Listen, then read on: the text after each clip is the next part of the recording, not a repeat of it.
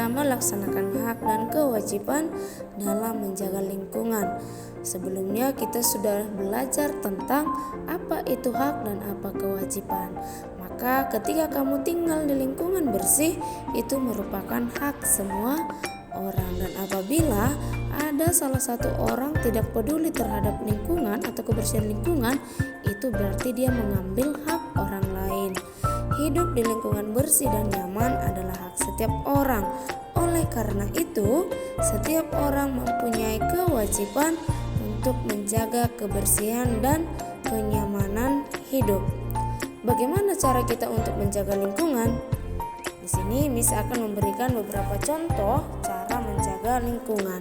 Yang pertama itu membuang sampah pada tempatnya, menanam pohon di sekitar rumah, membersihkan selokan dari sampah, menggunakan barang-barang hasil industri yang ramah lingkungan.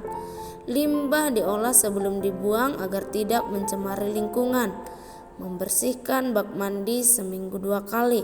Dan yang terakhir, membersihkan halaman rumah setiap hari. Inilah contoh bagaimana cara untuk menjaga lingkungan sekitar. Kita juga mempunyai kewajiban menjaga lingkungan. Apa yang akan terjadi jika kita tidak melaksanakan kewajiban kita tersebut? Maka yang pertama, jika kita tidak melaksanakannya, akan muncul dampak yang merugikan diri sendiri maupun masyarakat. Dampak tersebut antara lain ada yang kebanjiran atau lingkungan menjadi gersang. Jika kamu membuang sampah sembarangan, itu dapat menyebabkan selokan atau sungai tersumbat. Dampaknya apa? Dampaknya ketika hujan maka akan banjir. Dampak banjir bagi lingkungan adalah lingkungan menjadi kotor, banyak sampah berserakan, dan banyak lumpur saat banjir sebelum surut. Selain itu, banjir juga dapat mengakibatkan berbagai penyakit seperti diare dan kekurangan ketersediaan air bersih. Yang kedua, contohnya itu adalah hutan menjadi gundul. Ketika kamu tidak melaksanakan kewajibanmu dengan baik menjaga lingkungan, maka itu dapat menyebabkan hutan gundul. Karena apa? Karena penebangan hutan secara sembarangan yang digunakan untuk bahan industri, perkebunan, dan permukiman. Dampaknya apa? Dampaknya bisa menyebabkan tanah longsor. Dampak terhadap masyarakat juga akan terjadi. Contohnya apa? Masyarakat kurang aman jika hewan liar masuk ke pemukiman. Masyarakat juga akan kekurangan air. Pencemaran udara kurang bisa diatasi. Itulah dampak hutan gundul bagi masyarakat dan bagi kita. Lalu bagaimana cara untuk mencegah hutan tidak menjadi gundul?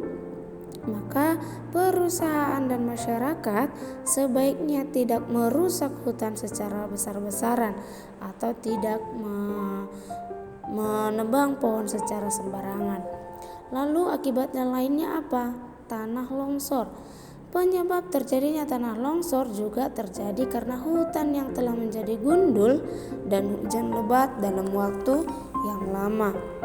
Dampak tanah longsor bagi lingkungan yaitu hewan yang berada di kawasan terancam mati, kemampuan tanah menyerap air berkurang, dan rusaknya prasarana umum seperti jalan.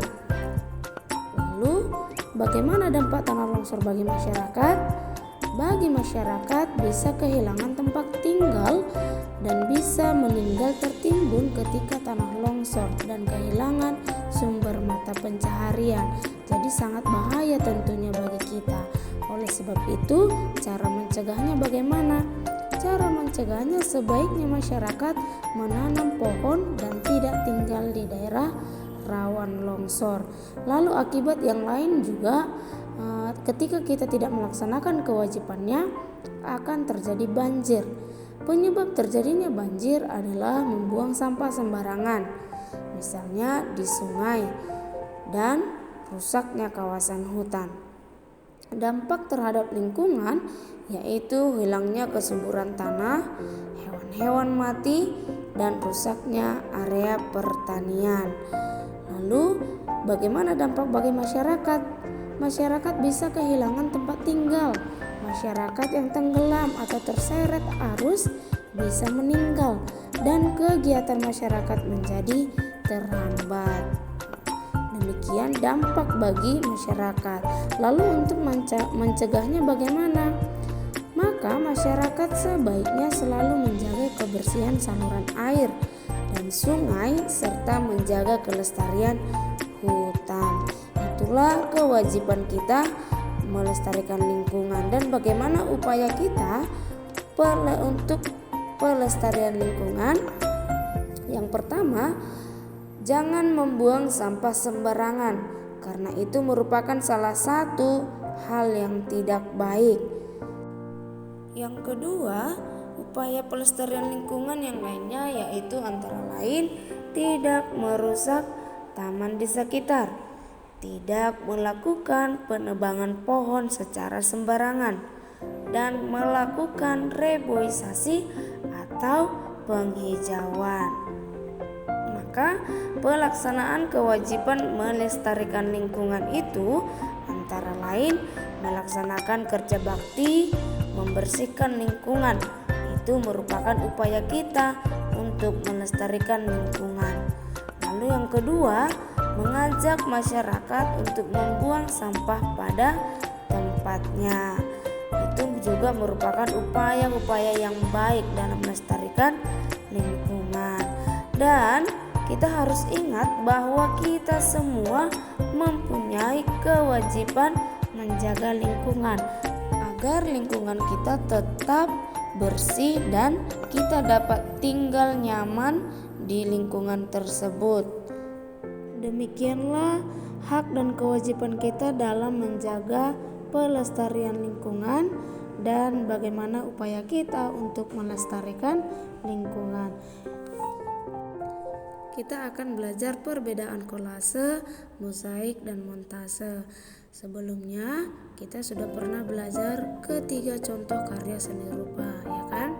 Nah, di sini Miss akan ulang kembali mulai dari definisi.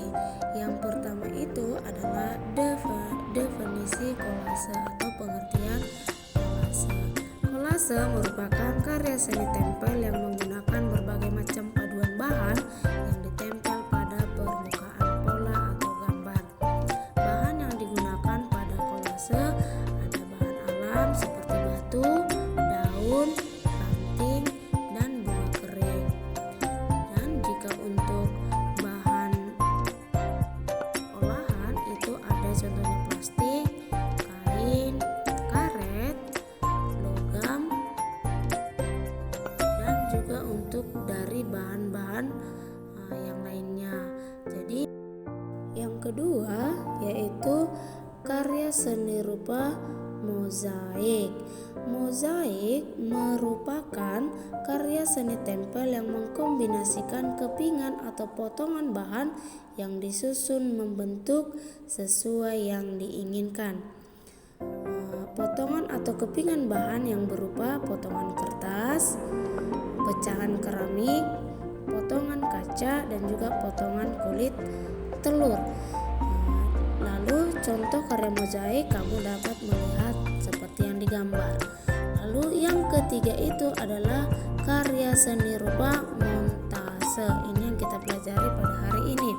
Karya seni rupa montase merupakan karya yang menyatukan beberapa gambar yang sudah jadi dengan cara memotong gambar tersebut lalu dipadukan menjadi satu kesatuan.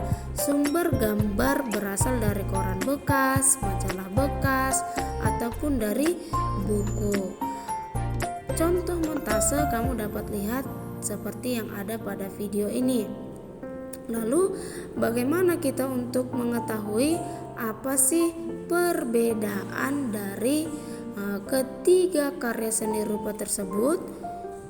Yang pertama, kolase berasal dari bahan yang berbeda jenis, sedangkan mozaik berupa susunan kepingan bahan yang sama, dan sedangkan montase itu berasal dari gambar yang sudah jadi. Jadi itulah perbedaan dari karya seni rupa yang tiga tersebut. Persamaannya apa?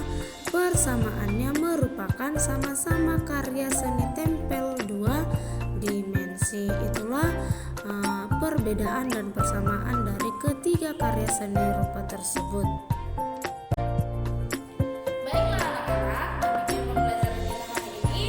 Saya harap semua anak-anaknya tetap semangat dan dapat mengerti bagaimana hak kamu dan bagaimana kewajiban kamu dalam melestarikan lingkungan, baik itu di lingkungan sekolah ataupun di lingkungan rumahmu sendiri. Dan kamu juga harus bisa untuk membuat karya montase di rumah kamu, boleh dipraktekin, oke?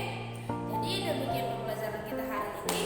Untuk mengakhirinya, kita berdoa. Let's take a pray. Close your eyes and hold your hands. Let us pray. Dear Almighty God, thank you for your blessing until this time. Now we have finished our lesson and we want to continue